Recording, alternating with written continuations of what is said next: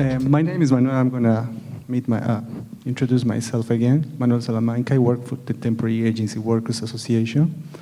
And it's very, very common, more common than what you think, or you can imagine. We used to call these workers the invisible because you're not going to find them usually a day. They are working. A lot of these workers are working in the night.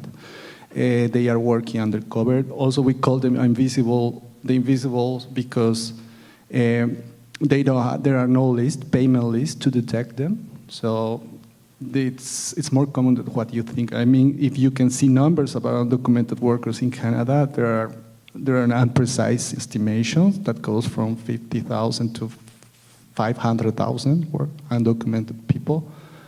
So in here, there are many sectors of the industry who uses undocumented workers. Food industry is really, really big, using a lot.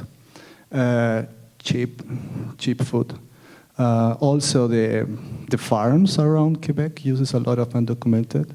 Also, there are many. Sorry, I'm going to open this because I have a lot of data.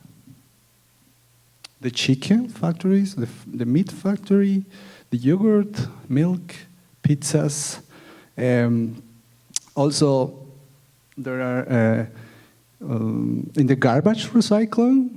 When you are recycling garbage, I mean, you are also, in some sense, you are linked to that system of exploitation of undocumented.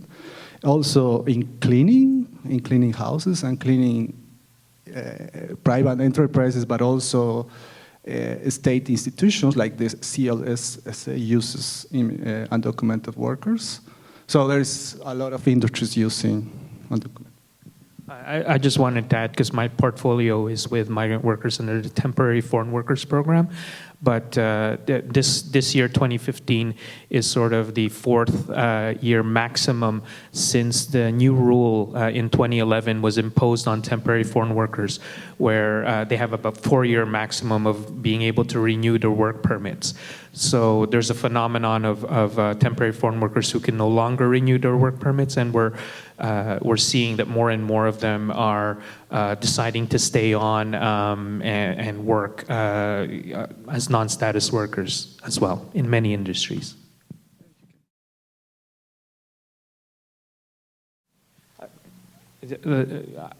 I'm not sure what the status is in general. I can tell you what the status is in particular to us and how we're trying to organize undocumented workers. The association that Manuel works with is an association under the Immigrant Workers Center that we helped to create. It's the Association for Temporary Agency Workers, and many of the members are undocumented. Should I be missing? Yeah, go ahead. Well, it's because the undocumented workers are, the situation of the people without status is very related with the role that temporary agency workers are having in the economy of Canada. A temporary agency is a kind of third party in the relationship in the labor relationship. So I don't know if someone of you work for an agency, a temp agency. It's basically it's a third subject who hires or searches the people and recruit the people, the workers. Well, there are there are thousands and thousands now in Canada since the year 2000. They started to spread since the marginal place they had in the labor market. Now there are more than 1,000 or maybe 2,000. The numbers are really, really hard to find in Montreal, but there's a lot of agencies.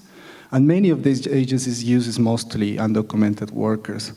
Why is this? Because through agencies you can pay cash, you can pay the salaries without doing taxes declaration.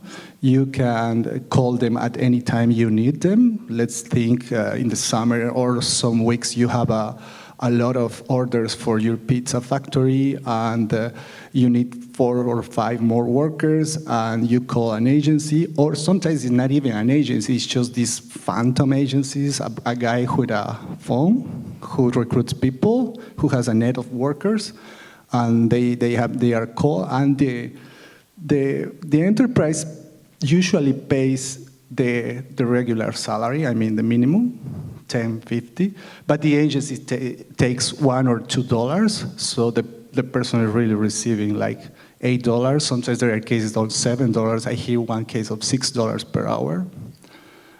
Extremely, really, really bad conditions of work. The precarious work sometimes is really, really incredible. And always, many times with the threat of being, like the agency, I mean the owners of the agency, sometimes they have this threat with the people, with the undocumented to call the police because they are working without a work permit, et cetera, et cetera. I mean, there's always this kind of blackmail in the relationship with the agency. So most of the workers are managed is the word, by these temporary agencies who basically, it's interesting what's happening because they are learning how to manage the vulnerability of undocumented workers, and you're going to find that many of these agencies also, they are transforming in advisors for immigration.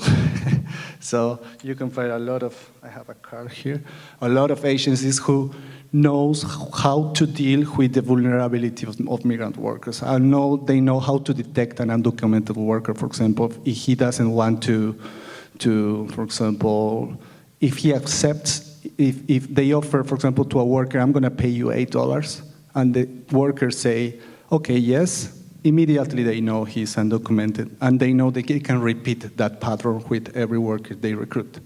So sometimes the real salary is $15, $16, but they are paying $9. So agencies are getting a lot of money.